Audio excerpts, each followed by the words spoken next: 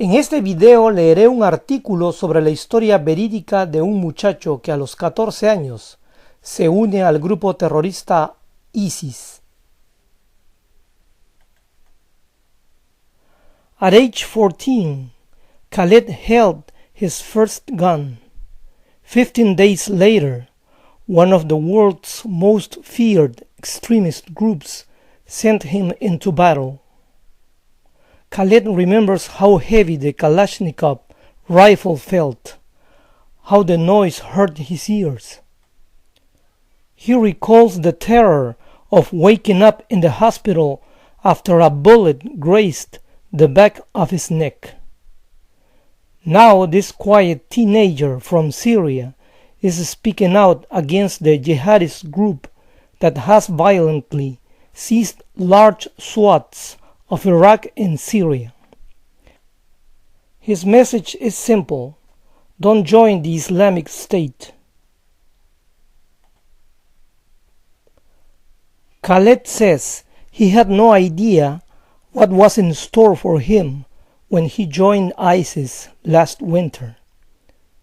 When anti-government protests broke out across Syria in the spring of 2011, the 11-year-old wanted nothing more than to take to the streets. He watched with envy as his older brothers and cousins joined the calls for freedom, but his family forbid him from going to demonstrations. It was too dangerous for a child, they said. They were right. Soon, the Syrian regime brutally cracked down on dissent. His family could only shield him for so long. Protest soon turned to war. That winter, Khaled's school shut down, and regime shelling and clashes with rebel forces made it impossible for him to play outside. So Khaled spent his days indoors, tending to housework and dreaming of life outside of the confines of his war-ravaged home. Death and destruction was inescapable. Khaled's world was falling apart. The conflict began killing off acquaintances, and then his own family. His brother and some of his cousins decided they had to take up arms, joining rebel groups aligned with the Free Syrian Army. Months passed, and Khaled began hearing about a new rebel group. It would later become known as the Islamic State. I heard ISIS were kind, that they were with the revolution. On a Thursday in January last year, Khaled left home without saying goodbye to his parents. I thought I would see them again soon, he explained with a nervous laugh. Khaled took a bus with his cousin to the southeast, where he says there was an Islamic State headquarters at a former soccer club. His cousin changed his mind at the very last minute, heading back home. But Khaled walked straight into the rebel building and announced his wish to become an Islamic State fighter. Driven by boredom and desperation to defeat an army that was shelling his neighborhood, he resembled nothing of the hopeful boy who spent his days playing soccer and studying before the war.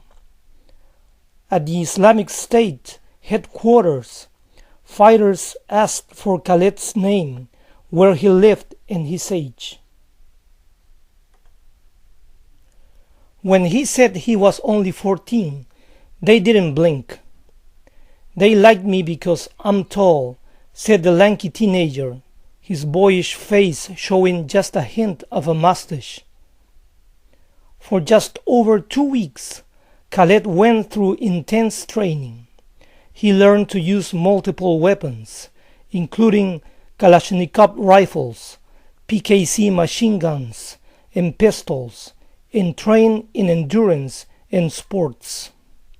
He also took Sharia courses on how to be a good Muslim. Khaled says he was shocked at how extremist the religious classes were. The teachings resembled nothing of the Islam he knew. If anyone, including the children, hinted at dissent or was caught smoking or stealing, they would be whipped 20 times, Khaled said. He saw some fighters being whipped with a plastic water hose. If they were caught misbehaving again, they would be tortured. I saw a lot of people being tortured, Khaled said quietly. Every day they whipped people, even the children. Nobody was allowed to leave. Khaled says most recruits go through at least 3 months of training. But due to an urgent need for fighters, he was sent in after only 15 days, only to be injured in his first firefight. Khaled's superiors allegedly told recruits that they would fight thieves and gangs. He believed them. It wasn't until later, when Khaled was injured, that he overheard other fighters talking about how they were actually fighting members of the Free Syrian Army. He would later learn that some of his cousins fighting with the FSA had been killed by ISIS. He managed to escape after 3 months with ISIS by convincing them, with the help of his pleading mother, to let him go home for a brief break. But when ISIS drove out other rebel groups from his area months later, Khaled's mother decided it was time for him to leave, terrified that they would hunt down her son. I was very afraid for my family and afraid that they would come to my home and force me to fight, Khaled said. He had no intention of returning to a group he said was slaughtering civilians. Khaled paid for a fake ID card and in November traveled with a family that claimed him as their own, passing through ISIS checkpoints. His mother stayed behind with family members who couldn't afford to make the expensive and dangerous trip. Khaled breathed easy when he and the family made it across the Turkish border with the help of a smuggler. But when they parted ways, the 15-year-old found himself alone in a country that was not his own.